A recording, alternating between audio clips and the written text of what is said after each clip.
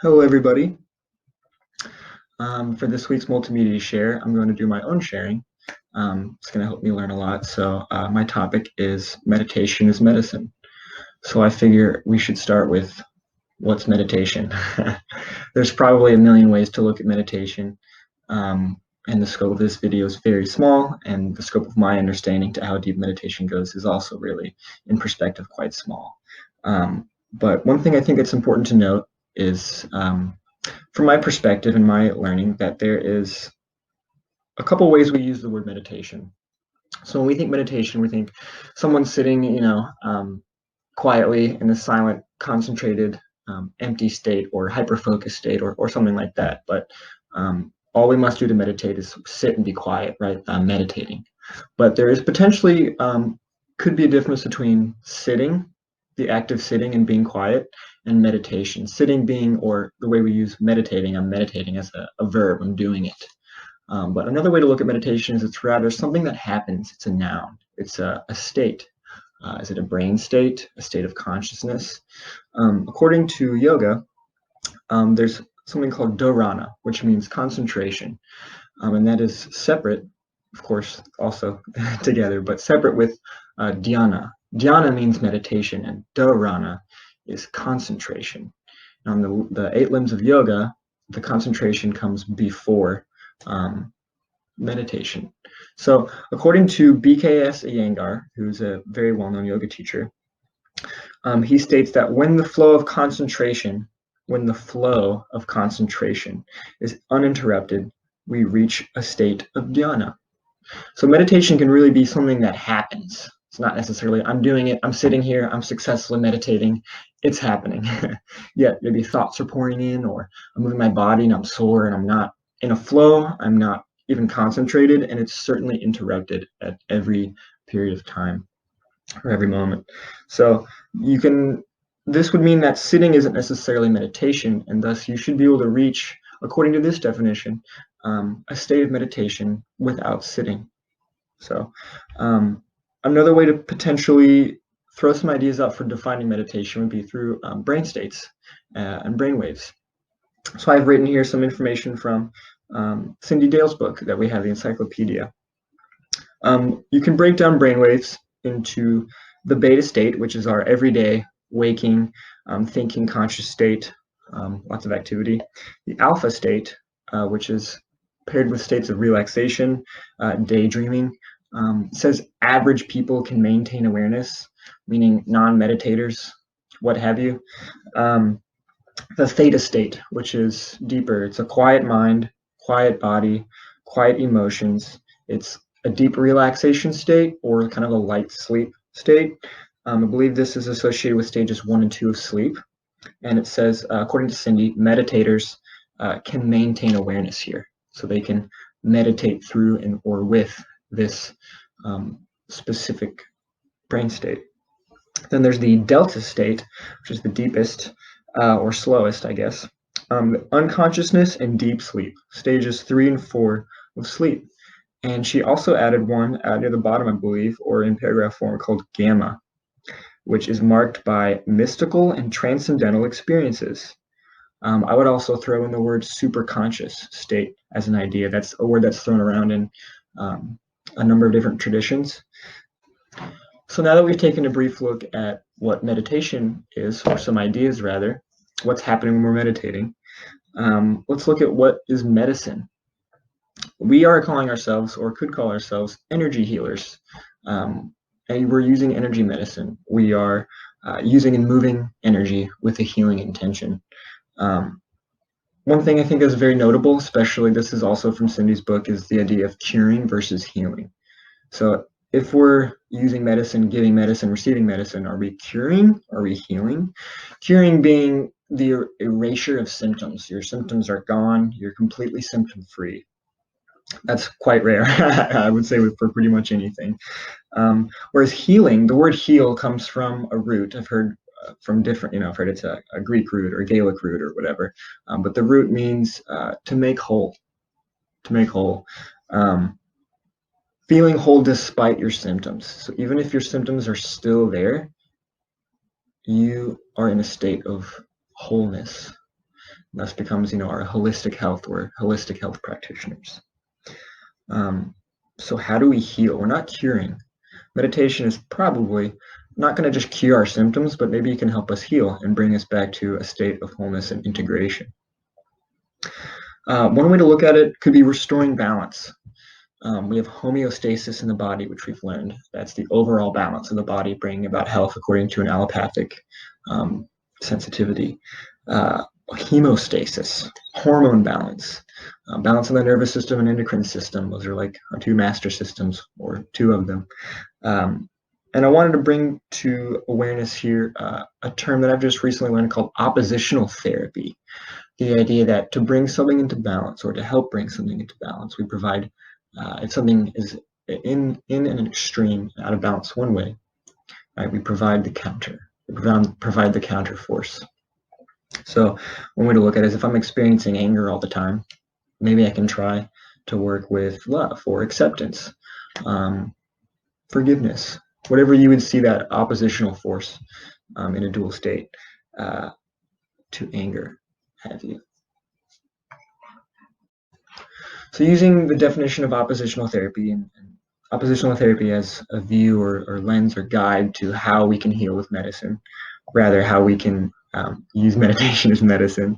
What are some ways to go about that? So I'm organizing it here in two different ways, kind of at once. The first one is, what are we made up of? What are we healing here? Body, mind, and spirit is a wonderful way, I think, to divide or organize a human being. So can we heal with meditation on a level of body, on a level of mind, on a level of spirit? But I also have under that organized by chakra, since that's a part of our class, and it's kind of a map also.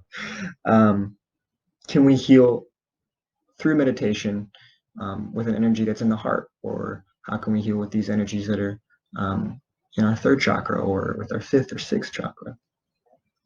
Something that's really important to mention in healing is trauma, if not one of the most important things. What macro trauma, micro trauma, in many ways it's all trauma.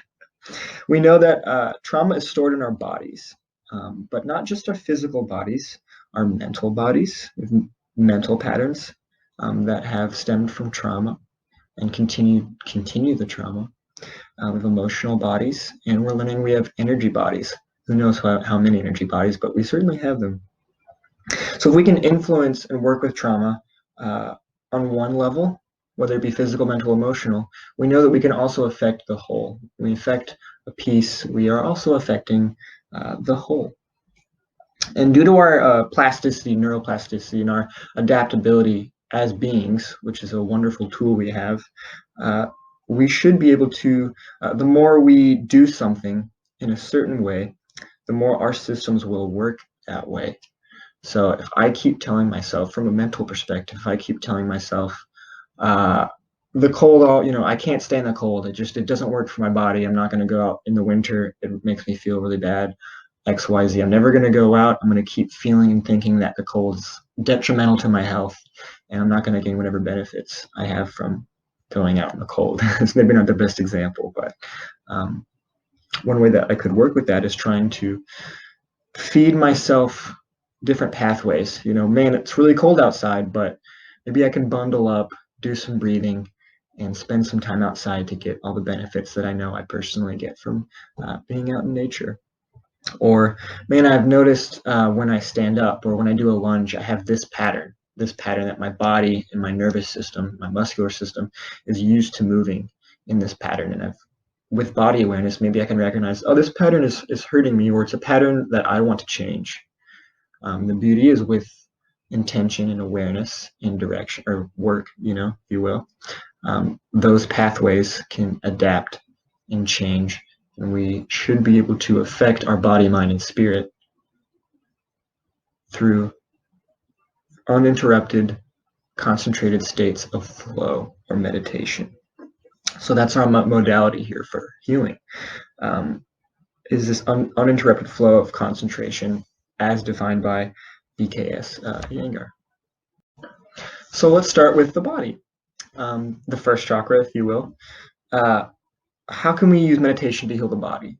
So according to Dr. Dharma Singh Khalsa in his book, Meditation is Medicine, meditation can result in lower blood pressure, lower anxiety, lower cortisol levels. I really like that one, the stress hormone. We know what kind of detrimental and effects that this hormone can have with chronic increased levels throughout our body. You know, stress kills you. And we've kind of learned in school that that's pretty real, or can be if we let it. An increase in cognitive function, and an increase in melatonin and serotonin production, as well as, speaking of trauma, a decrease in PTSD symptoms. That's really cool. I wish we could spend a whole nother, you know, we could all probably take classes on just that right there.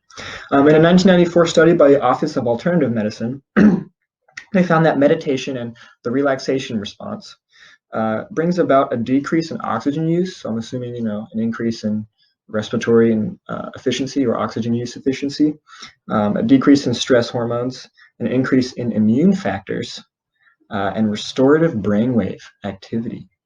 So that kind of harkens back to those brain states that with meditation and relaxation response, scientifically we can enter different, I think they're electric or electromagnetic brain states, and different things happen to us energetically, physiologically, and physically, for restoration, repair, healing, being brought towards wholeness. So for one to be in a meditative flow state of concentration, often being relaxed is a necessary step. Maybe always, I don't know. But I would say definitely often, if things are coming in, if we're thinking about, I gotta go eat later, I'm hungry right now, my left arm hurts, this is stupid, this isn't working, what's even happening here? You know, you're not relaxed and you're probably not able to really enter those different brain states or different states of your nervous system or what have you. We know when we're relaxed and in a parasympathetic nervous state, we are recovering, digesting, resting, and repairing the body and the mind. Another way meditation influences physical health is through the cultivation of awareness. And right now we're going to talk about body awareness, right? What we do with our body, how we hold and move our body, and how we treat and heal our body all influence our health and the health of our body. Meditation is certainly one way to cultivate body awareness. There's many kinds of meditation, often where you start with a body scan. You're going through each section of the body or area of the body looking for tension or what have you. So the thing with physicality and physical, if you will, on a physical plane meditation, sitting meditation isn't the only meditation. It's not the only flow state. Can you meditate while you're running? Can you enter a flow state of concentration where you're just in the moment? You're not thinking about the past with fear. You're not thinking about the anxiety with the future. You're just flowing and concentrating and being. Can you meditate while you're doing yoga? Asana, you know. Can you meditate while you're doing Tai Chi? Can you meditate when you're sitting outside breathing, you know, or walking? There's all kinds of meditation. Meditation can be done in many different physical avenues, stretching. Those are just some ideas, some different ways that we can cultivate body awareness and influence, even mechanically, our body through meditative states. So harkening back to body, mind, spirit, I wish to add the emotional body, or the second chakra, if you will. It's one way to look at it. Can we influence and heal our emotional body with meditative states and with the act of meditation? So experiencing negative emotions, it sucks. I don't know about you. That's what I think. I prefer to not experience those negative emotions or emotion states. We can influence our emotional body through meditation. We can literally use emotion as a meditative tool. It's great. I want to bring up something that is potentially very important to many meditators. These are called the four immeasurables, according to Buddhism. There are four emotions, four states, four virtues, if you will. And I find they are very healing towards the emotions. They're using as oppositional therapy we can potentially use these 4 measurables to counteract, to change those pathways to a positive, or something we can stay away from positive and negative, but a desired emotion. Try to steer away from an undesired emotion if we wish. So the 4 desires are metta, or loving kindness.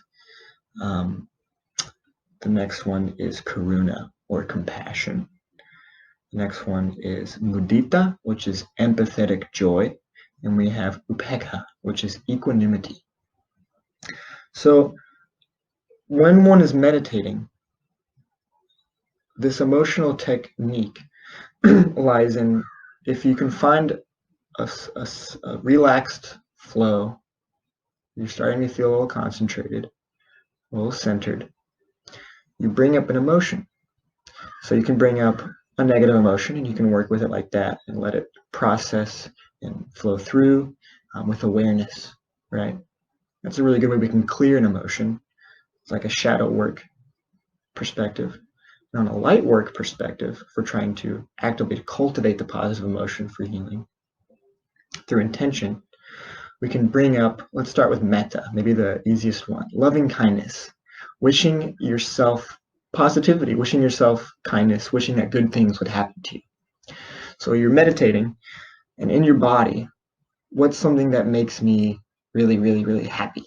And if you can bring up that emotion state, you're experiencing it in meditation, then you can work with it. You can start maybe at a beginning point, sending it to yourself. May I experience loving kindness. May I experience wonderful things in my life. May I experience joy. And these aren't just thoughts or affirmations, which are wonderful tools and is a part of generating the emotion. You can generate the emotion and then cultivate it and spread it, because now our neurons are firing with joy instead. And the more our neurons fire with joy, the more we're going to have a joy pattern rather than a sadness pattern. So how do we use the tools and states of meditation on the mental plane to work with our mental energy? Thought healing. I love that phrase. Just like we can work with our emotions, and maybe there's some emotions and emotional patterns that we're experiencing that we may perceive as positive or negative, or something we want to change. The same thing we can do with thoughts. You know, if I keep thinking about how mad I am with my aunt, I'm probably going to get more mad.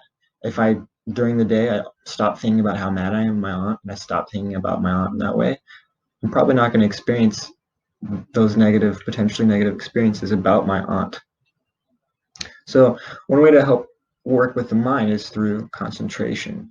If we want to develop concentration and mental discipline, if you will, to work our pathways towards thoughts we may have a desire to have, thoughts we desire not to have.